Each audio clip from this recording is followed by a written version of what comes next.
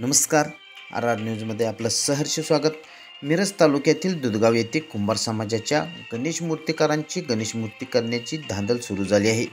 गणेश चतुर्थी अवघ्या काही दिवसावर येऊन ठेपल्यामुळे गणेश मूर्तिकार लहान मूर्ती मोठी तयार करण्याची जोरात सुरुवात केली आहे. दुधगाव येथील मूर्तिकार अशोक कुंभार, सुधीर कुंभार, संजय कुंभार, दीपाली कुंभार, वर्षा कुंभार हे कुंभार कुटुंबीय वर्षानुवर्षे गणेश मूर्ती तसेच नागोबा, बिंदूर सणावेळी बैलजोडी, गौरी अशा विविध प्रकारची खेळणी करून आपल्या कुटुंबाचा उदरनिर्वाह चालवतात. तसेच त्यांचे घर नदीजवळ असल्यामुळे पुराचे पाणी घरात शिरून थोड्याफार प्रमाणात गणेश मूर्तीचे नुकसान झाले आहे. त्यामुळे त्यांना थोडा नुकसानीचा फटका बसला आहे.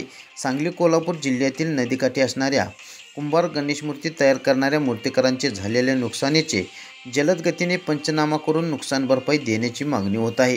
नुकसान भरपाई जलद गतीने मिळाल्यास काही दिवसावर येऊन ठेपलेल्या गणेश चतुर्थीत गणेश मूर्ती पुराच्या पाण्याने खराब झालेल्या मूर्तीच्या जागी दुसरी मूर्ती करण्यासाठी लागणाऱ्या साहित्यासाठी आर्थिक मदत होईल व त्यामुळे गावात गणेश मूर्तीची कमतरता भासणार नाही.